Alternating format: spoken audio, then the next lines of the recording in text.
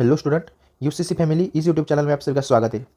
आज की वीडियो में हम देखेंगे assertion and reasoning questions of chapter chemical reaction and equation class 10 CBSE. 10 CBSE का पहला ही चैप्टर है केमिकल रिएक्शन एंड इक्वेशन। उसके अंदर के कुछ असर्शन रीजनिंग क्वेश्चन मैं प्रैक्टिस के लिए आपके साथ लाया हूँ। असर्शन रीजनिंग एक नया पैटर्न है बच्चों के लिए, अभी तक ऐसा प्रैक्टिस आपका नहीं था, जो 1-2 साल से ही आया है अभी। तो चलिए देखते हैं असर्शन एंड रीजनिंग के क्वेश्चन।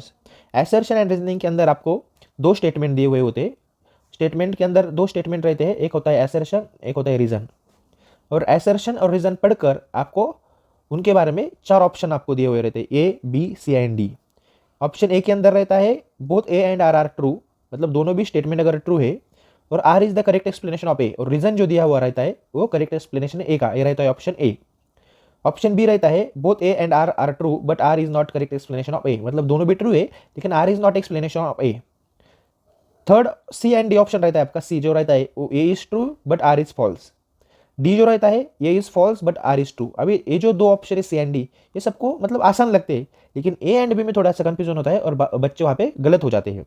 तो इस प्रैक्टिस के दौरान हम वो क्लियर कर लेंगे कंफ्यूजन वगैरह आपका सबका। तो बने रहिए वीडियो के साथ, चैनल को सब्सक्राइब कीजिए। तो फर्स्ट क्वेश्चन आपका जो है, फर्स्ट क्वेश्चन है असर्शन आपको दिया हुआ है, decomposition of vegetable matter into compost is an example of exothermic reaction. Yes सही है, डिकम्पोजिशन जो है वेजिटेबल मैटर का एक्सोथर्मिक रिएक्शन है, ये ट्रू है।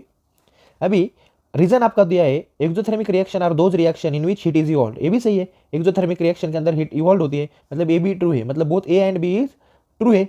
लेकिन अभी हम देखते हैं रीजन असर्शन का करेक्ट एक्सप्लेनेशन है क्या, तो है, तो इसका आंसर आएगा आपका ए, मतलब both A and R are true but R is the correct explanation of A. ये हुआ फर्स्ट क्वेश्चन। सेकंड क्वेश्चन है आपका, when hydrochloric acid HCl is added to zinc granule a chemical reaction occurs. Statement सही है, true है।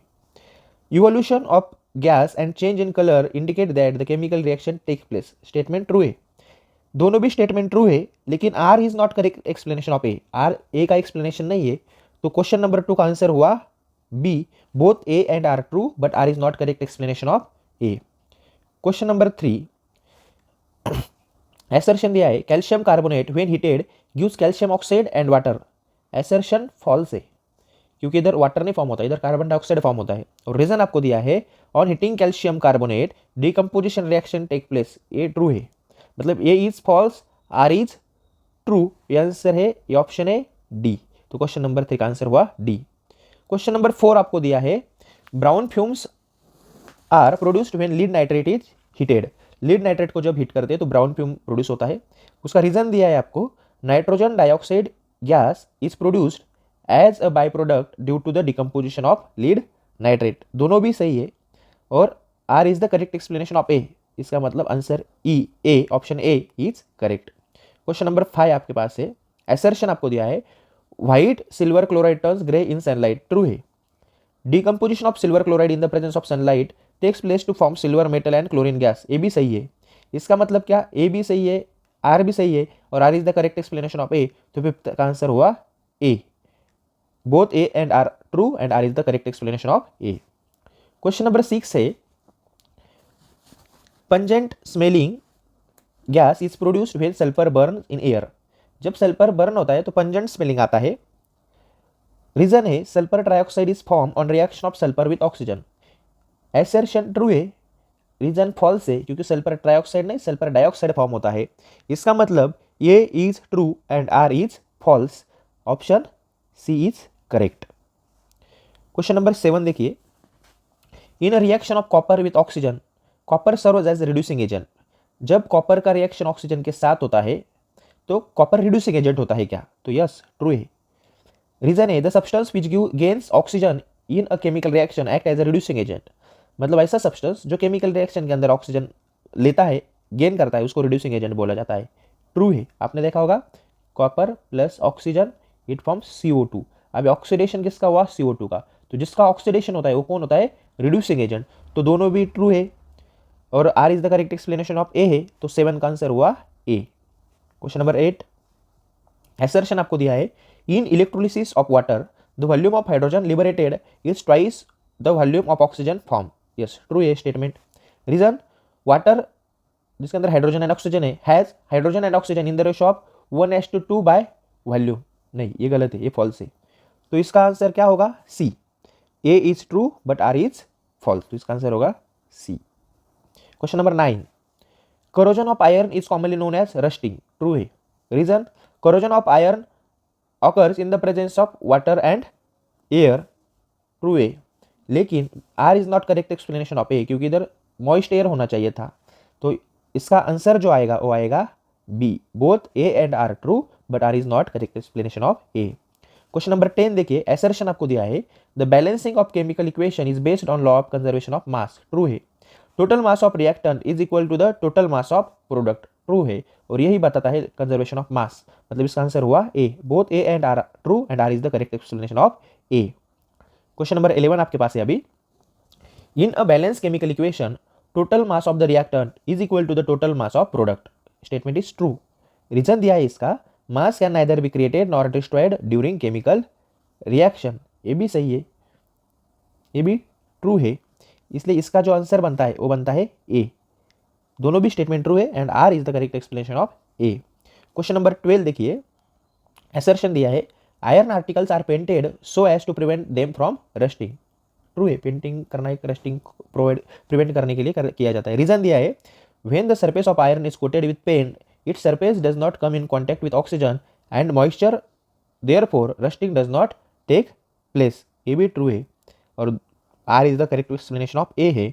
इसका मतलब answer A is correct. Question number 13, chemical reaction changes the physical and chemical state of the substance, true। when electric current is passed through water it decomposes to produce hydrogen and oxygen gases, true। लेकिन R का और A का कोई संबंध नहीं है, दोनों भी स्टेटमेंट अलग अलग है, एक दूसरे के लिए डिपेंड नहीं है, तो इसका आंसर आएगा B, both A and R are true but R is not correct explanation of A। Next question number 14 पे हम जाएंगे। क्वेश्चन नंबर 14 के अंदर जो है देखो क्या बताया है आपको, असर्शन क्या बताया है आपको, when calcium carbonate is heated it decomposes to give calcium oxide and carbon dioxide, it is true statement है। रीजन आपको बताया है, the decomposition reaction take place on application of heat, therefore it is an endothermic reaction, ये भी सही है। और लेकिन ये और ये स्टेटमेंट आर जो है वो ए का करेक्ट एक्सप्लेनेशन नहीं है, इसलिए क्वेश्चन नंबर 14 का जो आंसर हुआ वो हुआ बी। क्वेश्चन नंबर 15, असर्शन है, zinc react with sulphuric acid to form zinc sulphate and hydrogen gas and it is displacement reaction.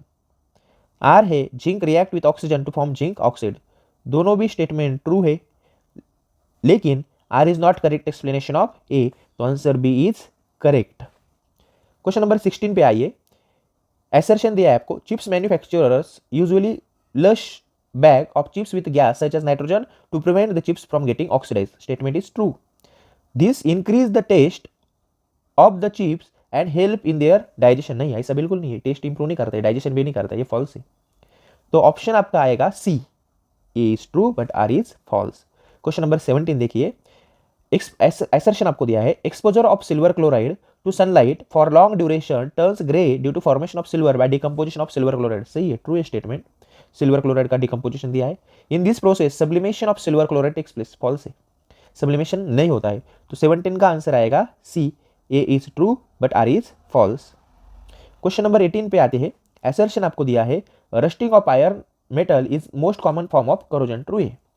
Reason आपको दिया है, the effect of rusting of iron can be reverse if they are left open in sunlight, no, rusting एक chemical reaction है, उसको reverse नहीं किया जाएगा, तो रीजन दिया है आपको फॉल्स, तो 18 का आंसर बनेगा C, A is true but R is false. Question number 19 पे अभी आते हैं, AgBr सिल्वर ब्रोमाइड जो है is used on photographic and X-ray film, assertion का स्टेटमेंट ट्रू है।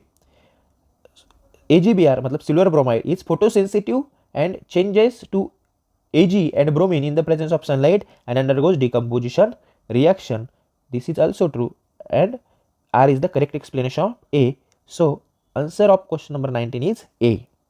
अभी आते हैं हम क्वेश्चन नंबर 20।